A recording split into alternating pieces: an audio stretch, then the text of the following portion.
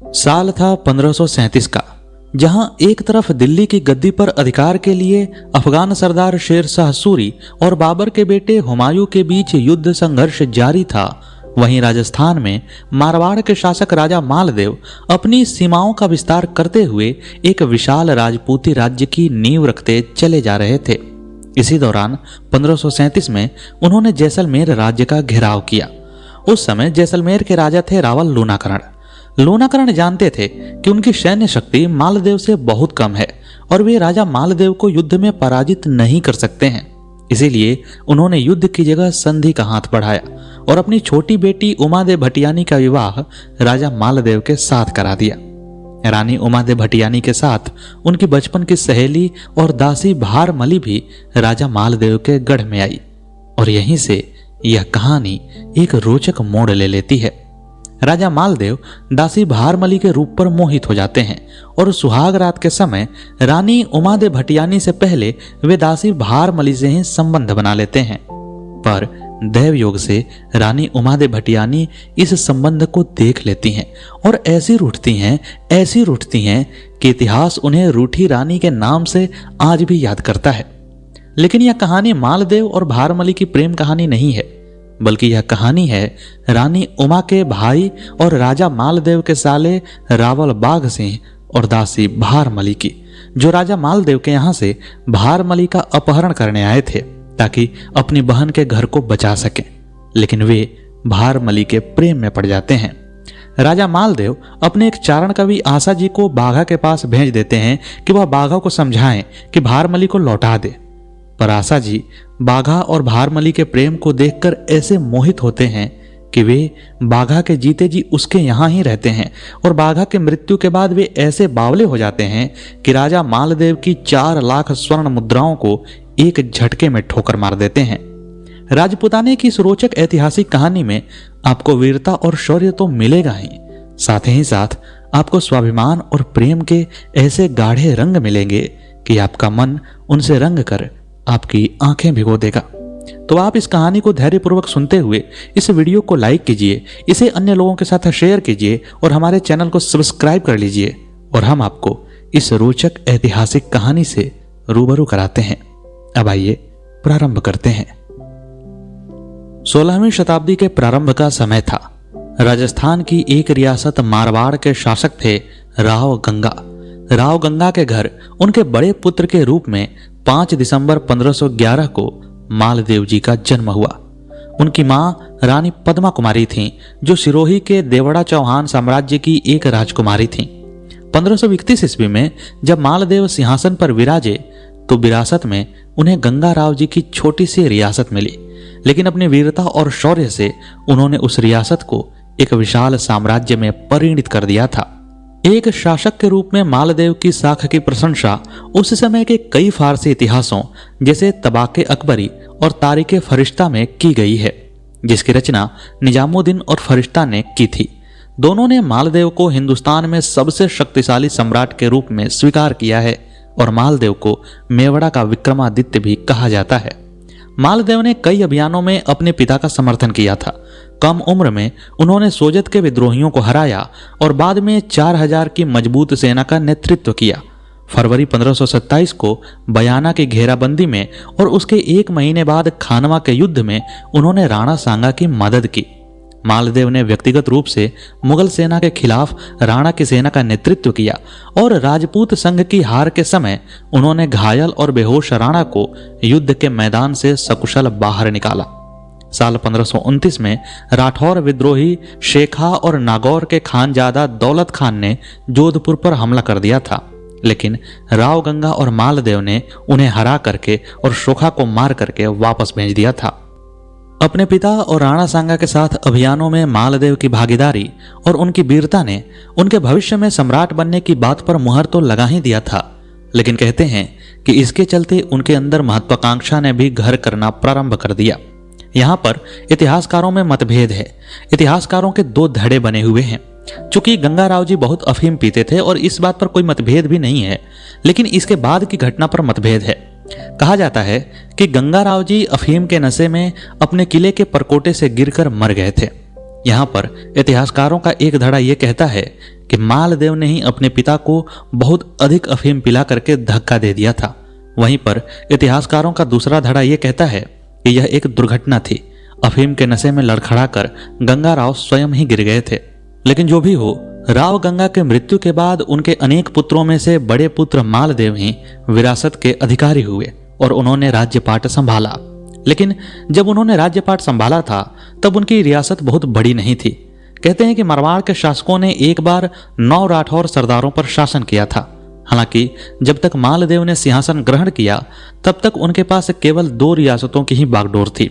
मालदेव ने इस दौरान 9 सरदारों पर हमला किया और मारवाड़ के रुख को पूरी तरह बदल दिया था। वे अपने साम्राज्य का विस्तार करने लगे। मालदेव ने रायपुर और भद्राजून के सिंघल को हराया, दोनों शहरों को मजबूत किया। 1534 में मालदेव ने नागौर पर हमला किया और दौलत खान को अजमेर भागने के लिए मजबूर कर दिया। मालदेव ने शीघ्र ही मेड़ता, रियान और अजमेर पर आक्रमण किया और उन पर भी अधिकार कर लिया। डिडवाना और पचपदरा के क्षुद्र शासकों ने भी मालदेव के आधिपत्य को स्वीकार किया। जैसलमेर की कहानी तो हम विस्तार पूर्वक जानेंगे ही, उसके अलावा भी उन्होंने आसपास की रियासतों को जीता और एक विशाल राजपूती राज्य की नींव रखी। मालदेव राठौर ने शेरशाह सूरी के खिलाफ मुगल बादशाह हुमायूं के साथ गठबंधन किया था। लेकिन कुछ ही समय बाद हुमायूं को चौसा और कन्नौज की लड़ाई में अफगान सम्राट द्वारा पराजित कर दिया गया। हुमायूं ने अपने अधिकांश क्षेत्रों को खोने पर मदद के लिए मालदेव की तरफ रुख किया। मालदेव ने भी उसे शरण देने का वादा किया। लेकिन कहते हैं कि जब हुमायूं के साथ मुगल सेना मालदेव के पास आ रही थी तो रास्ते में उन्होंने बहुत अत्याचार किया और गौ हत्या कर दी। गौ हत्या करने की खबर जैसे ही मालदेव के रियासत के पास पहुंची तो वहां की आम जनता भड़क गई। वे इसे स्वीकार नहीं कर सकते थे कि गौ हत्यारों को यहां पर शरण दी जाए और इसीलिए मजबूर होकर मालदेव ने हुमायूं को शरण देने से मना कर दिया। जबकि मुगल ऐसा लिखते हैं, यानी कि मुगल सूत्र बताते हैं कि मालदेव ने विश्वासघात किया था। लेकिन जो भी हो, मालदेव ने हुमायूं के साथ पहले गठबंधन किया और बाद में उसे शरण देने से मना कर दिया। हालांकि उसके बाद भी हुमायूं के साथ उनके संबंध रहे और उन्हीं के कारण बाद में हुमायूं का वंश बचा भी रहा था। प्रसिद्ध इतिहासकार सतीश चंद्र कहते हैं कि मालदेव चाहते तो हुमायूं को गिरफ्तार कर सकते थे, लेकिन चूंकि उन्होंने उसे अतिथि के रूप में आमंत्रित किया था इसलिए उसके साथ अभद्रता नहीं की गई, उसके साथ कोई बुरा बर्ताव नहीं किया गया था, उसे गिरफ्तार नहीं किया गया। राजा मालदेव अपनी सीमा का विस्तार करते चले जा रहे थे। इसी दौरान उन्होंने पश्चिम की तरफ रुख किया और 1537 में जैसलमेर का घेराव कर लिया। जैसलमेर के राजा थे राजा लूनाकरण। लूनाकरण जानते थे कि युद्ध में उनकी जीत नहीं हो सकती है और यदि युद्ध हुआ भी तो दोनों तरफ से केवल राजपूत ही मरेंगे, अपने ही भाइयों के खून से तलवारें रंगी जाएंगी।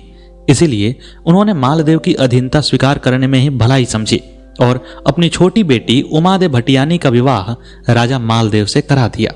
इस तरह से जैसलमेर और मारवाड़ एक दूसरे के साथ वैवाहिक संबंध में बंध गए। हम उमादे भटियानी और भारमली की कहानी पर विस्तार पूर्वक वापस आएंगे, लेकिन उससे पहले एक छोटी सी घटना को समझ लेते हैं कि जैसलमेर के साथ वैवाहिक गठबंधन ने मारवाड़ की पश्चिमी सीमाओं को मजबूत कर दिया। लेकिन बीकानेर और मेड़ता के जो प्रमुख बेदखल हो गए थे उन्होंने मालदेव का विरोध किया और मालदेव के खिलाफ शेरशाह सूरी के साथ गठबंधन कर लिया। The Cambridge history of India के अनुसार शेरशाह ने 80,000 घुड़सवारों की सेना के साथ मारवाड़ पर आक्रमण किया, लेकिन फिर भी वह अपने बनिस्पत एक छोटी सी मालदेव की सेना के सामने भी सीधा हमला करने से हिचकिचा रहा था। मालदेव के जो सैनिक थे वे बड़े ही मजबूत थे। मालदेव के 2 सरदार थे, जयंता व कुंपा।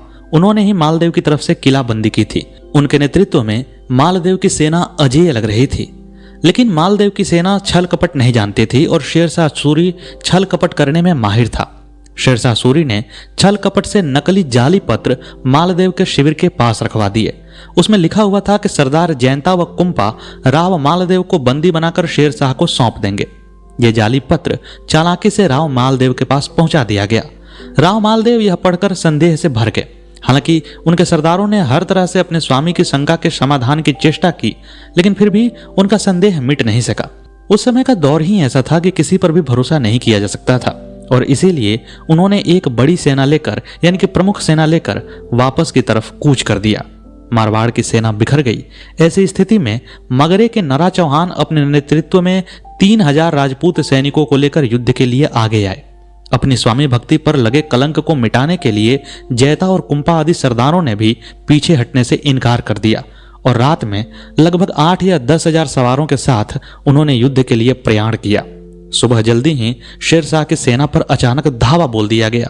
जैता व कुंपा के नेतृत्व में 8 से 10 हजार राजपूत सैनिक अपने देश और मान की रक्षा के लिए 80 हजार सैनिकों से भिड़ गए। वे रण में जूझ कर कट मरे। इस युद्ध में राठौर, जैता, कुंपा, पंचायण, करमसोत, सोनगरा, अखैरा राज, नरा चौहान आदि मारवाड़ के प्रमुख वीर इतनी वीरता से लड़े कि शेरशाह सूरी को बहुत मुश्किल से ही विजय प्राप्त हुई। तब शेरशाह ने कहा था कि खुदा का शुक्र है कि किसी तरह फतह हासिल हो गई, वरना मैंने एक मुट्ठी भर बाजरे के लिए हिंदुस्तान की बादशाहत खो ही दी होती। यह रक्तरंजित युद्ध 1544 ईस्वी में हुआ। इस युद्ध में शेरशाह सूरी की विजय हुई, लेकिन उसकी मृत्यु के बाद तुरंत ही वह पूरा इलाका वापस से मालदेव के अधीन हो गया था। अब हम लौटते हैं उमादेव भटियानी और भारमली की कहानी पर। जब रावल लूनाकरण ने देखा कि वे किसी भी तरह से मालदेव का सामना नहीं कर सकते हैं, तो उन्होंने अपनी छोटी बेटी उमादेव भटियानी का विवाह रावल मालदेव से करा दिया। उमादेव भटियानी के साथ उनकी बचपन की सहेली और दासी भारमली भी रावल के गढ़ में चली गई। भारमली की कहानी छोटी सी है। कहते हैं कि लूनाकरण के दरवाजे पर एक बार एक छोटी बच्ची मिली। उसके माता पिता कौन थे इसके बारे में किसी को पता नहीं था। वह बचपन से ही सुंदर दिखती थी। उनकी पत्नी जो थी, यानी कि लूनाकरण की जो पत्नी थी, उमादेव भटियानी की जो माता थी, उन्होंने कहा कि इस बेटी का भाग्य ऐसा है कि यह राजघराने में पले। हालांकि उसे कभी भी राज परिवार के बराबर का दर्जा नहीं मिला, वह एक दासी के रूप में ही पली बढ़ी, लेकिन उसे लगभग तमाम सुख मिले जो उमादेव भटियानी को मिलते थे। उमादेव भटियानी को एक सहेली मिल गई। दोनों ही बचपन से साथ साथ रहती, साथ साथ खेलती और साथ साथ बड़ी होती। जब उमादेव भटियानी का विवाह हुआ तो उनके साथ उनकी सहेली और दासी भारमली भी राजा मालदेव के महल में चली गई। सुहाग रात का समय आया। उस समय रानी उमादेव भटियानी तैयार हो रही थी। उनके तैयार होने में थोड़ा सा समय लग रहा था। तब तक राजा मालदेव रनिवास में पधार चुके थे। दासियों ने उमादेव भटियानी को आकर खबर दी कि राजा रनिवास में पधार चुके हैं। उमादेव भटियानी को थोड़ी देर हो रही थी, इसलिए उन्होंने अपनी दासी और सहेली से कहा कि तुम जाओ और तब तक राजा को मदिरा पान कराओ, तब तक उनका मन बहलाओ, मैं अभी आती हूं। भारमली वहां से राजा के पास चली गई। उसने चांदी के पात्रों में मदिरा डालकर राजा के सामने प्रस्तुत किया और फिर राजा का मन बहलाने लगी। मदिरा पीते पीते राजा मालदेव बहक गए और उन्होंने भारमली को प्रेम की निगाह से देखना प्रारंभ कर दिया। उन्होंने कहा कि तुम्हारी जब तक मालकिन नहीं आती तब तक तुम ही सही, और उन्होंने भारमली को अपने पास बुला लिया। भारमली एक दासी थी। उसे बचपन से ही ऐसे संस्कार मिले थे कि वह राजाओं को मना नहीं कर सकती थी। ऐसे में उसका कोई दोष नहीं था। राव मालदेव शराब के नशे में बहक गए थे। उन्होंने दासी के साथ वहीं अपने सेज पर संबंध बनाना प्रारंभ कर दिया। इतने में रानी उमादेव भटियानी का श्रृंगार पूरा हुआ। वे अपने मन में अपने सुहागरात के प्रति तमाम तरह के सपने सजाए हुए राजा के रनिवास में प्रवेश करती हैं और वहां पर देखती हैं कि जो सुहाग सेज उनके लिए सजाई गई थी उस पर रावल मालदेव एक दासी के साथ, उनकी बचपन की सहेली के साथ संभोग कर रहे हैं, उनके साथ क्रीड़ा कर रहे हैं। रानी यह देखकर क्रोधित हो गई। वे एक राजा की बेटी थीं, उनके मान सम्मान को ठेस पहुंची थी। उन्होंने उसी समय यह प्रतिज्ञा किया कि वे कभी भी राजा के साथ अपना बिस्तर साझा नहीं करेंगी। वे रूठ गईं और ऐसी रूठी कि वे रूठी रानी के नाम से इतिहास में प्रसिद्ध हो गईं। रूठने के बाद उन्होंने अपने ननिहाल की तरफ प्रस्थान किया, क्योंकि उस समय ऐसा माना जाता था कि बिना पति की आज्ञा के मायके जाना स्त्रियों की मर्यादा के खिलाफ था। इसलिए वह अपने मायके न जाकर अपने ननिहाल चली गईं। इधर जब राजा मालदेव का नशा उतरा तो उन्होंने मन ही मन सोचा कि अरे, यह मैंने क्या कर दिया, कितना बुरा हुआ उसके साथ। उन्होंने रानी को मनाने का तमाम प्रयास किया, लेकिन फिर भी रूठी रानी नहीं मानी तो नहीं मानी। धीरे धीरे रियासत में उलझे हुए राजा मालदेव का समय व्यतीत होने लगा। उनकी अनेक रानियां थीं और उन्हीं में एक उनकी प्रेयसी भी हो गई, दासी भारमली। उनका समय अच्छे से कट रहा था। एक दिन उनके एक कवि ने उनके सामने एक नायिका का वर्णन किया। वर्णन इतना सुंदर था कि राजा उस वर्णन पर मोहित हो गए। उन्होंने कवि से कहा कि तुमने किसको देखकर यह वर्णन लिखा है? तब कवि ने झिझकते हुए कहा कि महाराज, आपकी छोटी रानी उमादेव भटियानी को मैंने विवाह के समय देखा था। उसी समय मैंने इस पद की रचना की थी। मैं आपको सुनाने से डर रहा था, झिझक रहा था, पर आज मुझसे रहा नहीं गया। जैसे ही राजा ने यह सुना तो वे उमादेव भटियानी के प्रति प्रेम से भर गए। उन्होंने कहा कि मैं किसी भी तरह से उमादेव भटियानी को वापस लाना चाहता हूं, लेकिन वे अपने सम्मान पर अड़ी हुई वापस आने को तैयार नहीं थी। तब महाराज के ही एक कवि ईश्वरदास ने कहा कि मैं उमादेव भटियानी को वापस लेकर आऊंगा। ईश्वरदास के भतीजे थे आसानंद जी। आसानंद भी एक कवि थे। दोनों चाचा भतीजे उमादेव भटियानी को मनाने के लिए उनके यहाँ गए।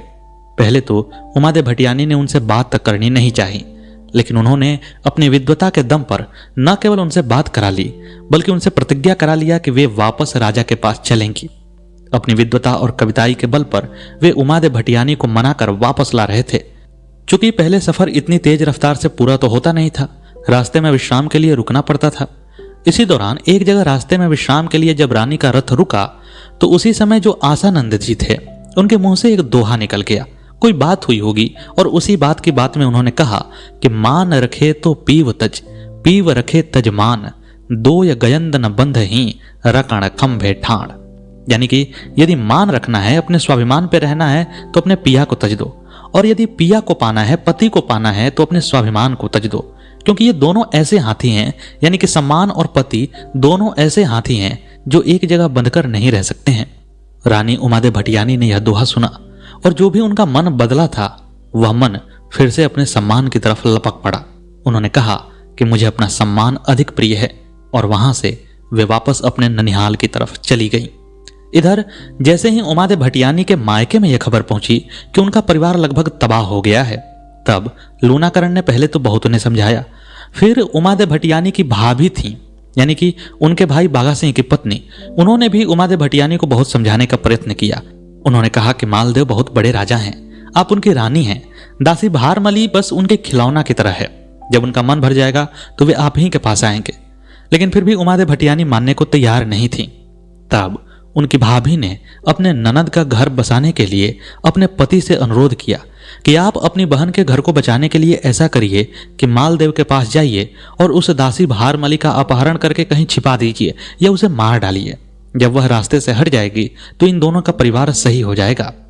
बाघा सिंह अपनी बहन की मर्यादा की रक्षा के लिए, उसके घर को बचाने के लिए भारमली का अपहरण करने मालदेव के पास गए। उन्होंने अपनी कूटनीति और वीरता से भारमली का अपहरण भी कर लिया। और आप सोचिए कि यह एक बहुत बड़ी बात थी, क्योंकि मालदेव एक बहुत बड़े शासक थे और बाघा सिंह उनके अधीन एक जैसलमेर राज्य के राजकुमार थे। लेकिन फिर भी अपनी बहन के लिए उन्होंने इतना बड़ा खतरा उठाया। बाघा सिंह ने भारमली का अपहरण कर लिया, और भारमली का अपहरण करके जब वे उसे मारने के लिए गए तो उसके रूप को देखकर वे भी मोहित हो गए। एक राजा के चंगुल से निकली हुई दासी दूसरे राजा के हृदय की प्रेयसी बन गई।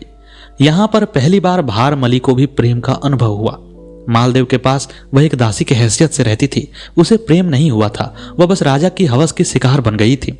लेकिन यहां पर बाघा सिंह की आंखों में उसने प्रेम देखा। बाघा सिंह एक घर बसाने के लिए गए थे और अपना घर भी उजाड़ बैठे। बाघा सिंह और दासी भारमली के बीच में इतना सघन प्रेम हुआ कि वे दोनों एक दूसरे के बिना अब रह नहीं सकते थे। जो उमादेव भटियानी की भाभी थीं, वे क्या करती? इस संबंध को स्वीकारने के सिवा उनके पास कोई चारा भी क्या था? और इस तरह से भारमली एक तरह से बाघा सिंह की रानी के समान रहने लगी। दोनों के बीच में अगाध प्रेम हो गया। लेकिन इस रिश्ते से जो खुश नहीं थे वह थे मालदेव। यह एक तरह से मालदेव की प्रभुता पर प्रहार था। वे इतने बड़े राजा थे और उनके अधीन राज्य के एक राजकुमार ने उनकी सबसे प्रिय दासी का अपहरण कर लिया था। लेकिन मालदेव यह भी जानते थे कि यदि वे वहां आक्रमण करेंगे तो सबसे पहले बाघा सिंह दासी भारमली का ही कत्ल करेगा और उसके बाद लड़ते हुए मर जाएगा, लेकिन वह झुकेगा नहीं। राजा मालदेव एक दासी के पीछे इतना अधिक खून खराबा नहीं चाहते थे, क्योंकि अंततः वे बहुत प्रेम तो नहीं ही करते थे। लेकिन फिर भी अपने शान को बचाने के लिए उन्होंने जो आशा जी कवि थे, जिन्होंने कि रानी के मान को जगाया था, उन्हें यह कार्य सौंपा कि वे बाघा जी के पास जाएं और राजा मालदेव का संदेश सुनाएं। वे उनसे कहें कि दासी को लौटा दो, जिससे कि तुम भी बच जाओगे और युद्ध नहीं होगा। आशा जी राजा की बात मान करके बाघा सिंह के पास चले गए। जब वे बाघा सिंह के पास गए तो वहां उन्होंने देखा कि उन दोनों के बीच में इतना प्रेम है जितना प्रेम उन्होंने कहीं और नहीं देखा था। आशानंद जी एक कवि थे और कवि बड़ा ही भावुक हृदय का होता है। उन्होंने जब इतना प्रगाढ़ प्रेम देखा तो उनके हृदय में इस प्रेम को देखकर प्रेमी जोड़े के प्रति श्रद्धा उत्पन्न हो गई। वे बाघा जी के मित्र बन गए और उन्हीं के पास रह गए। उन्होंने बाघाजी और दासी भारमली के प्रेम पर एक जगह लिखा कि जह तरवर तह मोरिया, जह सरवर तह हंस, जह बाघों तह भारमली, जह दारू तह मंस। इसमें एक दरबारीपन भी दिखाई देता है। वे लिखते हैं कि जहां तरवर होता है, जहां पेड़ होता है, वहीं पर मोर आता है। जहां सरवर होता है, जहां पर सरोवर होता है, वहां पर हंस आता है।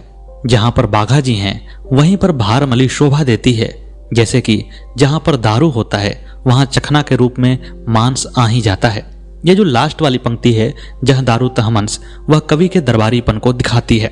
कवि आशानंद बाघाजी के मित्र बन गए। दोनों एक ही साथ रहने लगे। आशाजी मालदेव के पास नहीं गए और मालदेव ने भी इस बात को स्वीकार कर लिया। उन्होंने बाघाजी पर आक्रमण नहीं किया। धीरे धीरे समय व्यतीत होने लगा और लगभग 10 या 11 वर्षों के बाद एक समय बाघाजी की आकस्मिक मृत्यु हो गई। बाघाजी की इस आकस्मिक मृत्यु से दासी भारमली के मन को बड़ी चोट पहुंची। वह उनसे सच्चा प्रेम करती थी और बाघाजी की मृत्यु के बाद उनके चिता पर जलकर वह सती हो गई। वह दासी एक सती की पदवी पा गई। लेकिन इन दोनों प्रेमी युगलों के मृत्यु के बाद जो कवि आशानंद जी थे, वे एक तरह से बावले हो गए। उनका हृदय इस प्रेमी युगल के विछोह को बर्दाश्त नहीं कर पा रहा था। वे एक विरही की भांति बार बार बाघाजी का नाम लेते और विचरण करते, भटकने लगते। उनकी मानसिक स्थिति खराब हो गई थी। ऐसे में वे पागलों की तरह जैसलमेर की गलियों में भटकते और बाघाजी का नाम ले लेकर दोहा कहते रहते। जब मालदेव को यह पता लगा कि उनके दरबार का प्रसिद्ध कवि आज बावलों की तरह जैसलमेर की गलियों में भटक रहा है, तो उन्होंने पुरानी मित्रता के नाते, पुरानी पहचान के नाते उस कवि को अपने यहां बुलाकर रखने का निर्णय कर लिया। उन्होंने आशा जी को अपने पास बुलाया और उनके खाने पीने का इंतजाम कर दिया। आशा जी आराम से खाते पीते और अपने मित्र का नाम जपते। मालदेव को यह सब देख देख कर जलन होने लगी। एक बार उन्होंने आशा जी की परीक्षा लेने की सोची। उन्होंने कहा कि यदि एक रात, केवल रात के 4 प्रहर तक आप यदि बाघाजी का नाम नहीं लेंगे तो मैं आपको 4 लाख स्वर्ण मुद्राएं दूंगा, यानी कि हर एक पहर के बदले 1 लाख स्वर्ण मुद्राएं। आशा जी के भाई बंधुओं ने कहा, उनके बेटों ने कहा कि आप राजा की बात को मान लो, किसी भी तरह हृदय को कड़ा करके केवल एक रात बाघाजी का नाम मत लो। ऐसे में हम लोगों को 4 लाख स्वर्ण मुद्राएं मिल जाएंगी। आपका जीवन तो चलो जो भी है सो है, हम लोगों का जीवन सुचारू रूप से चलने लगेगा, हम लोगों का जीवन बन जाएगा। अपने बंधु बांधवों और बेटों की यह बात आशानंद जी ने जब सुनी तो कहा, ठीक है, मैं प्रयास करूंगा। और वे रात में बाघाजी के नाम को हृदय में दबाकर किसी तरह से अपनी रात्रि व्यतीत करने लगे। उन्हें नींद तो आती नहीं थी और वैसे में जब उनके हृदय पर एक पत्थर रख दिया गया हो, फिर भला नींद और कैसे आएगी। एक प्रहर रात बीतते ही अपने मित्र बाघाजी की यादें शूल की भांति कवि आशा जी के हृदय को भेदने लगी। इतनी देर से दबा हुआ भावों का प्रवाह पुनः तीव्र हो गया और वे आखिर बोल पड़े।